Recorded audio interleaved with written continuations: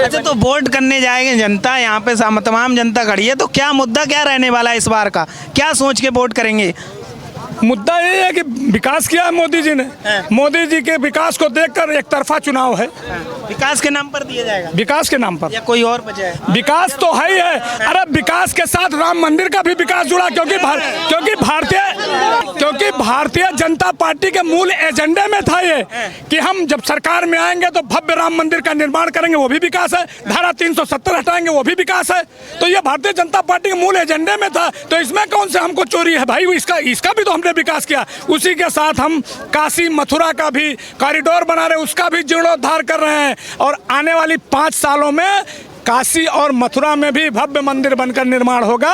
ये भी भारतीय जनता पार्टी का संकल्प है। मोदी जी ने ये संकल्प किया था कि हमारी सरकार बनेगी तो हम अयोध्या में भव्य राम का मंदिर बनाएंगे। उन्होंने अपनी गारंटी को पूरा किया, और उन्होंने जो अपनी गारंटी को पूरा किया तो ये जनमानस भी अपनी गारंटी को पूरा करने के लिए बेताब है। इसीलिए 400 पार का लक्ष्य दिया गया है। मोदी जी की गारंटी पे भरोसा है, इसलिए मोदी के साथ है लोग। ये पूरा जनमानस मोदी जी के साथ है। और 4 जून को देखिएगा, यहाँ के कांग्रेस प्रत्याशी की जमानत नहीं बचेगी। इसको आप नोट कर लीजिए। जनमानस तो राहुल गांधी के भी पीछे है, देखा नहीं आपने? अगर राहुल गांधी के साथ जनमानस था तो अमेठी से वायनाड और वायनाड से रायबरेली क्यों भाग गए? लड़ जाते चुनाव, 2-2 हाथ होती 4 जून को, उनको भी पता चल जाता। यहाँ से वो डर के भागे। हाँ, उनको भी पता चल जाता 4 जून को। रायबरेली से लड़ तो रहे हैं, रायबरेली में भी उनको 4 जून को हार का मुंह देखना पड़ेगा। हाँ, हम तो सुन रहे हैं वायनाड भी हार रहे हैं, और वायनाड की हार की डर से ही उन्होंने रायबरेली से जाके पर्चा भरा है। डर राहुल डर गए जी, बहुत कह रहे, मोदी जी डर गए हैं, घबरा गई है भाजपा पूरी राहुल गांधी। मोदी जी क्यों डर गए? मोदी जी तो 400 पार का लक्ष्य दिए हैं, वो 400 पार करेंगे, इसमें कोई दो राय नहीं है। तो कह रहे हैं कि लोकतंत्र खत्म करना चाहती है भाजपा, संविधान को खत्म करना चाहती है। 25 जून 1975 को इमरजेंसी लगाया गया था। तानाशाही तो उन्होंने किया, लोकतंत्र की हत्या करने का काम उन्होंने किया। भाजपा ने क्या? भाजपा ने तो लोकतंत्र को जिंदा किया है, लोकतंत्र को मजबूत किया है। आप पीछे का इतिहास देख लीजिए, लोकतंत्र की हत्या करने का प्रयास किसने किया था? लोकतंत्र की हत्या करने का प्रयास 25 जून 1975 को श्रीमती इंदिरा गांधी ने किया था, जो तत्कालीन प्रधानमंत्री थी। हमने तो 400 पार का जो लक्ष्य दिया है, वो आत्मनिर्भर और विकसित भारत की संकल्पना को लेकर भारत को विश्व गुरु बनाने के लिए 400 पार का लक्ष्य दिया है। वो 4 जून को आपको दिखाई पड़ेगा।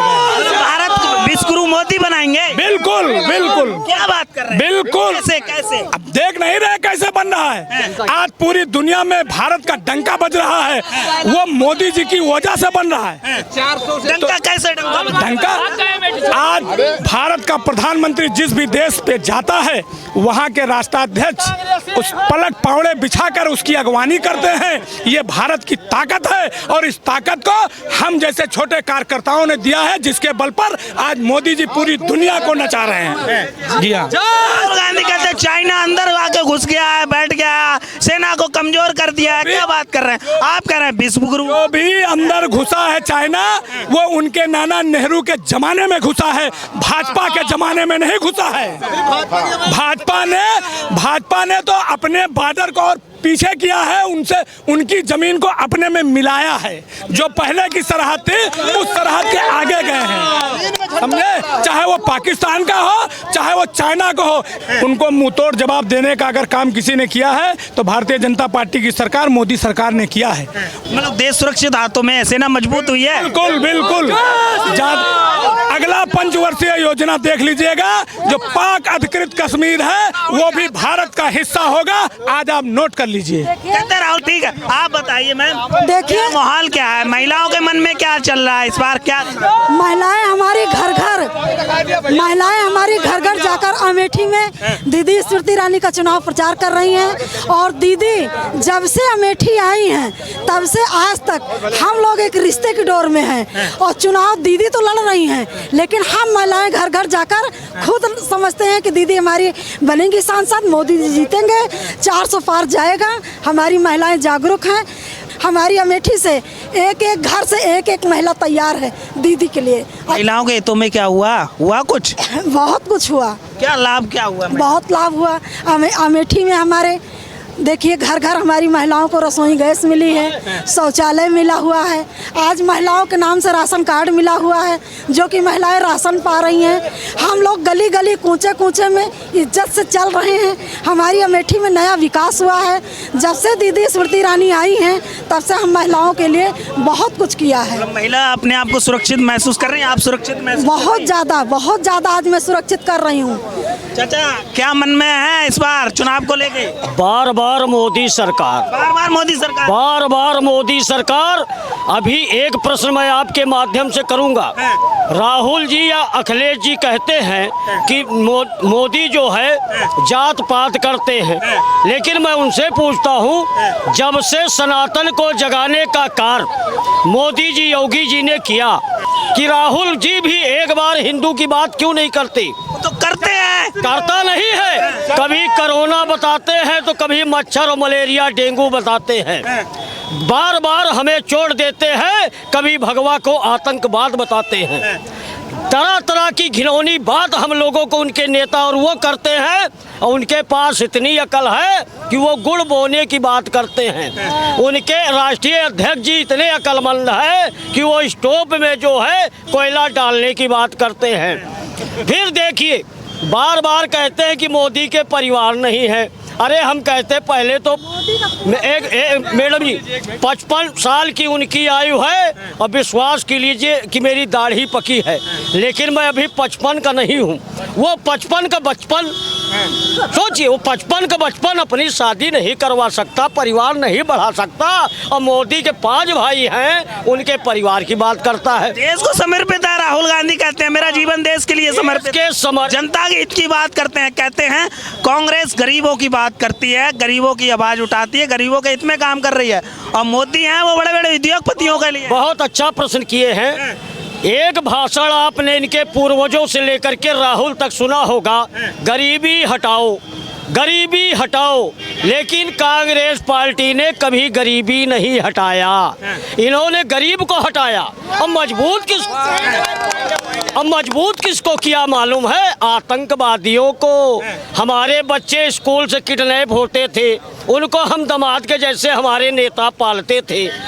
आज इतना दिखाई दिया कि आपने कांग्रेस को खत्म किया तो आतंकवाद को खत्म किया, और आतंकवाद को खत्म किया तो पाकिस्तान को भी खत्म किया। वो कटोरा लेके घूम रहा महोदय। ये है परिवर्तन, ये है मोदी के विचार। आज मोदी से आज जितने चोर मौसेरे भाई यहाँ चोरवई लूटे वाले, क्यों चारा खाए वाला तो क्यों दारू पिए वाला, सब एक मंच पे आवा है कि मोदी का एक हमारे यहाँ कहावत कही जाता है कि शेर के शिकार करे सियार आवती। तो ये सारे सियार इकट्ठा हैं, हुक्की हुआ बोलत हैं, लेकिन वोट जनता के पास है, हम लोगों के पास है, नेताओं के पास नहीं है। अपनी मुँह की खा के लौट जाएंगे और पुनः दीदी यहाँ जीतने जा रही हैं। देश के हित में क्या हुआ? बड़ी तारीफ कर रहे हैं मोदी। देश के हित में क्या हुआ इन 10 सालों में? बहुत अच्छी बात, बहुत अच्छा। मैं बता रहा हूँ, मोदी पहले क्या चलता था, इतने इतने गड्ढे पूरे अमेठी में होते थे। हम दिल्ली जब नौकरी करने जाते थे, कोई पूछता था कहाँ के? भैया अमेठी की। तो महोदय जी उनका लागत रहा सोने के महल हुए, लेकिन इतने इतने गड्ढा होते थे, दिल यहाँ रोवा करते थे जब अमेठी का नाम लिया करते थे। आज मोदी जी के राज में नहीं रोड पे गड्ढा, आज मोदी जी के राज में। और जो विदेशी लोग आके फोटो खींच के ले जाते थे आप जैसे मीडिया, तो कहते थे भारत भूखा नंगा देश है।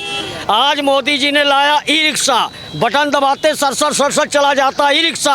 हमारे देश को भी विदेशी कहते हैं कि भारत भी महान है, अब गरीब नहीं है। यह है परिवर्तन। परिवर्तन हुआ है? बिल्कुल परिवर्तन हुआ। जब से मोदी सरकार बनी है तब से देश का परिवर्तन हुआ है। हमारे देश का नाम रोशन हुआ है। कई सारी ऐसे योजनाएं हैं, कोई भी विकास की योजनाएं हमारे देश में अगर उसको लगातार काम किया है। हमारी सांसद दीदी स्मृति ईरानी जी ने जब से अमेठी में सांसद बना है तब से केंद्र की कोई भी योजनाएं हो उसको लगातार धरातल पर उतारने का काम किया है। लाखों लोगों को छत हो गया, नल से पानी हो गया लाखों लोगों को, या आयुष्मान कार्ड हो गया, या सड़क की योजनाएं हो, कोई भी योजनाएं हो, हमारी अमेठी की सांसद जो दीदी स्मृति ईरानी जी हैं उसको अमेठी के बीच लाया है। गरीबों की मुसीबत को समझा है, दर्द को समझा है।